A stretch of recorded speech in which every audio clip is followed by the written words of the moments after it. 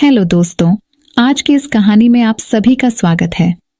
मेरी उम्र 36 साल थी, लेकिन मैं दिखने में अभी भी बहुत खूबसूरत लगती थी। मेरे पति अनिल शहर में नौकरी करते थे।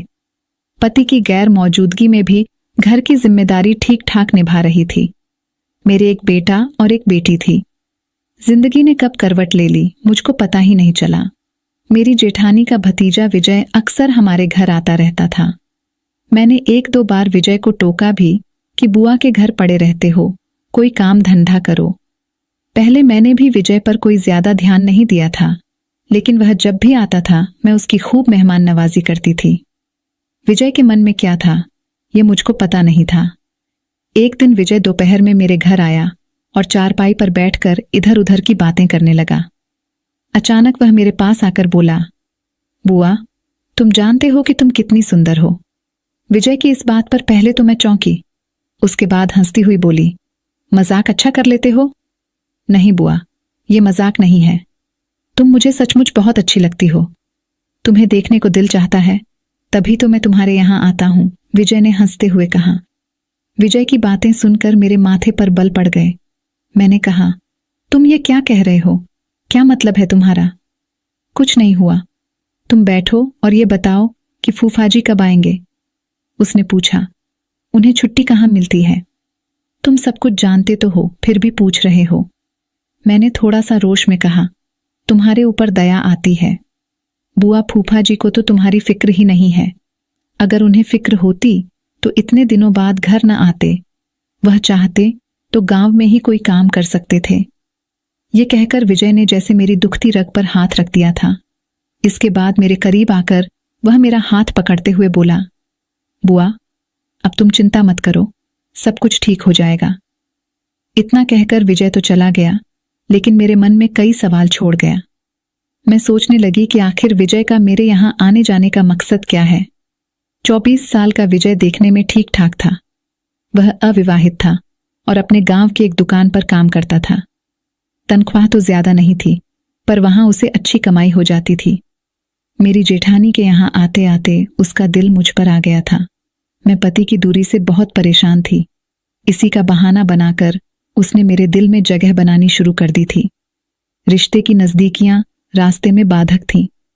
विजय को इस बात का भी डर लग रहा था कि अगर मुझको बुरा लग गया तो परिवार में तूफान आ जाएगा। उस दिन विजय के जाने के बाद मैं देर तक उसी के बारे में सोचती रही कि आखिर विजय चाहता क्या है। इस रात मुझको देर तक नींद नहीं आई। विजय की बातचीत का अंदाज मन मोहने वाला था, लेकिन मैं उम्र और रिश्ते में विजय से बड़ी थी। मन में पति के प्रति गुस्सा भी आया, क्योंकि पति से दूरी के कारण ही मेरा मन डगमगा रहा था। मैंने तय कर लिया कि इस बार जब पति घर आएंगे तो मैं उनसे कहूंगी कि या तो वह गांव में रहकर कोई काम करें या फिर मुझे भी अपने साथ ले चले। कुछ दिनों बाद अनिल छुट्टी पर आया तो मैंने कहा, देखो, तुम्हारे बिना मेरा यहां बिल्कुल भी मन नहीं लगता। या तो तुम यहीं कोई काम कर लो या फिर मैं भी बच्चों को लेकर शहर चलकर तुम्हारे साथ रहूंगी। मेरी बात सुनकर अनिल बोला, लगता है तुम पगला आ गई हो।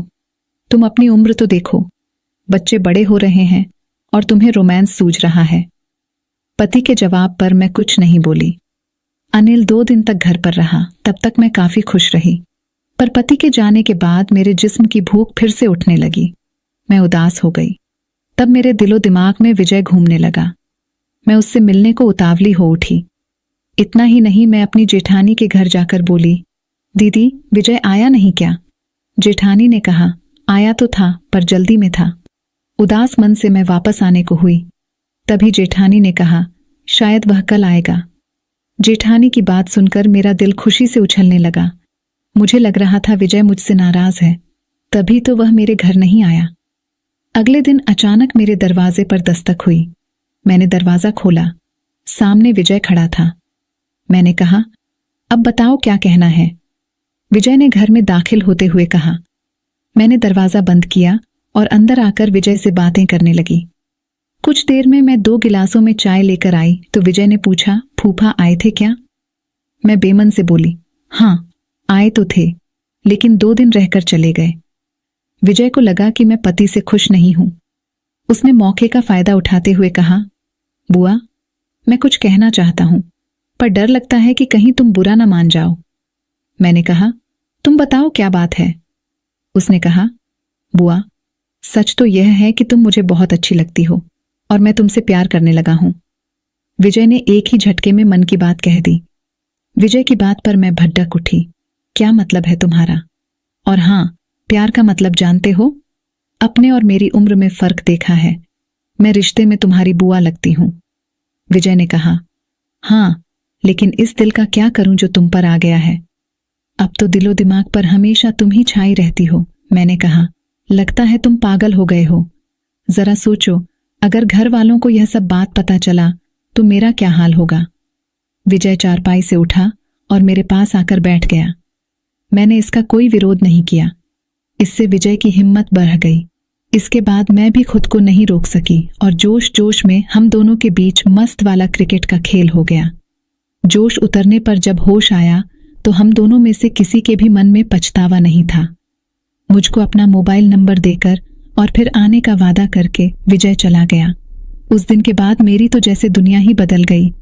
पर कभी कभी मुझे भी लगता है कि अगर भेद खुल गया तो क्या होगा।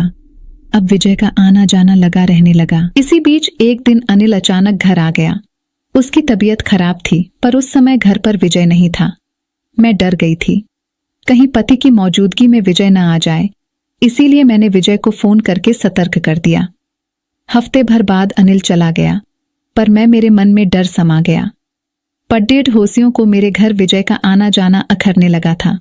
आखिर एक दिन पड्डेड होसन ने मुझको टोक ही दिया, जवान लड्डके का इस तरह घर आना जाना ठीक नहीं है। अपने जवान बेटी का कुछ तो ख्याल करो। मैं तुनक कर बोली, अपने घर का ख्याल मैं खुद रख लूंगी, तुम हमारी फिक्र मत करो। विजय मेरे यहाँ बेखौफ और बिना रोक टोक आता जाता था। पड़होसियों के मन में भी शक के बीज पड़ीच चुके थे। एक दिन जब अनिल घर आया तो एक पड़होसी ने कहा, विजय, तुम्हारी गैर मौजूदगी में तुम्हारे घर अक्सर आता है, तुम्हें इस बात पर ध्यान देना चाहिए। इस बात से अनिल को लगा जरूर कुछ गड़बड़ है। उसने मुझसे पूछा, ये विजय का क्या चक्कर है? पति की बात सुनकर मेरी धड़कनें बढ़ गई। ये क्या कह रहे हो तुम? तुम्हारा रिश्तेदार कभी कभी यहां आ जाता है तो इसमें गलत क्या है? घर में जवान बच्ची है, तुम उसे यहां आने के लिए मना कर दो। अनिल ने कहा, अपनी बेटी की देख रेख मैं खुद कर सकती हूं, पर कभी सोचा है कि तुम्हारे बिना मैं कैसे रहती हूं? तुम लोगों के लिए ही तो मैं बाहर रहता हूं। जरा सोचो, क्या तुम्हारे बिना मुझे वहां अच्छा लगता है क्या? अनिल को मेरी इस बात से विश्वास होने लगा कि पड़ी ढोसियों ने उसे मेरे और विजय के बारे में जो खबर दी है वह सही है। अनिल 2-4 दिन रुककर अपने काम पर शहर चला गया, पर इस बार उसका काम में मन नहीं लगा। उसे लगता था जैसे उसकी गृहस्थी की नींव हिल रही है। एक दिन अचानक वह छुट्टी लेकर बिना बताए घर से आ गया। उसने घर में कदम रखा तो घर में कोई बच्चा दिखाई नहीं दी। उसने कमरे का दरवाजा खोला तो सन्न रह गया। मैं और विजय एक साथ थे। गुस्से में अनिल ने डंडा उठाया और मेरी खूब पिटाई की, जबकि विजय भाग गया। पीटने के बाद भी मेरे चेहरे पर डर नहीं था। मैं गुर्राकर बोली, इस सब में मेरी नहीं बल्कि तुम्हारी गलती है। मैंने कहा था ना कि मैं तुम्हारे बिना नहीं रह सकती, पर तुमने मेरी भावनाओं का ख्याल कहाँ रखा। अनिल का गुस्सा बढ़ गया और वह हैरान था कि मैंने रिश्तों का भी ख्याल नहीं रखा। विजय तो मेरे बेटे की तरह है। उसने कहा, ठीक है, अब मैं आ गया हूं, सब संभाल लूंगा। मैंने पूछा, मैं आ गया हूं से क्या मतलब है तुम्हारा? अनिल ने कहा, अब मैं नौकरी छोड़कर हमेशा के लिए आ गया हूं, यहीं खेती बाड़ी करूंगा, फिर देखूंगा तुझे। पति के नौकरी छोड़ने की बात सुनकर मैं परेशान हो उठी, क्योंकि मुझे विजय से मिलने का मौका नहीं मिल सकता था। मैंने विजय को सारी बात बताकर सतर्क रहने को कहा। अब मैं किसी भी कीमत पर विजय को छोड़ने को तैयार नहीं थी। मेरे मन में पति के प्रति नफरत पैदा हो गई। अनिल को अब इस बात का डर लगा रहता था कि मैं विजय के साथ भाग न जाऊं। अगर ऐसा हो गया तो समाज में उसकी नाक ही कट जाएगी। लिहाजा उसे मुझसे नफरत हो गई। बेटी भी जवान थी, पर वह मेरी ही तरफ से बोलती थी। उसे इस बात का भी डर था कहीं बेटी भी गुमराह न हो जाए। अनिल की चौकसी के बावजूद मैं और विजय मौका पाकर घर से बाहर निकलने लगे। बात भी अनिल से ज्यादा दिनों तक छिपी नहीं रह सकी। उसने मुझको एक बार फिर समझाने की कोशिश की, पर मैं कुछ भी मानने को तैयार नहीं थी। अनिल समझ गया, कोई बड़ा कदम उठाना ही पड़ेगा, वरना उसकी गृहस्थी डूब जाएगी।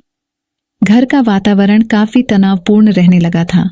विजय अनिल की खुशियों के रास्ते में बाधा बन गया था। काफी सोचने विचारने के बाद अनिल को लगा, इस समस्या का एक ही हल है कि रास्ते से कांटे को जड़ से निकाल दिया जाए। दूसरी ओर रोज रोज पिटने से मुझको लगने लगा था, अब मैं अपने पति के साथ ज्यादा दिनों तक नहीं रह सकती। मैं खुलकर विजय के साथ अपनी दुनिया बसाना चाहती थी। अनिल धीरे धीरे अपने इरादे को मजबूत कर रहा था। बेशक ये काम उसके लिए कठिन था, पर एक ओर चरित्रहीन पत्नी थी तो दूसरी ओर बेलगाम भतीजा। दोनों उसके गुस्से को हवा दे रहे थे। एक दिन अनिल खेत में काम कर रहा था, तभी विजय मुझसे मिलने आया। तभी अनिल आ गया। विजय को देखते ही उसका गुस्सा 7वें आसमान पर पहुंच गया। उसको देखकर विजय ने वहां से भागना चाहा। तभी अनिल ने हाथ में लिए फावड़ा उसके सिर पर दे मारा। एक ही वार में विजय वहीं ढेर हो गया। ये देखकर मेरी तो चीख निकल गई। आस पड़ोस में हाहाकार मच गया। तभी किसी ने पुलिस को खबर कर दी। पुलिस ने मौके से ही अनिल को गिरफ्तार कर लिया। मैं वहीं बैठकर रोए जा रही थी। मेरी एक गलती की वजह से आज मेरा हंसता खेलता परिवार बिखर गया था। तो दोस्तों, वीडियो अच्छी लगी हो तो चैनल को सब्सक्राइब जरूर कर दें। मिलते हैं अगली वीडियो में, तब तक के लिए love you and take care.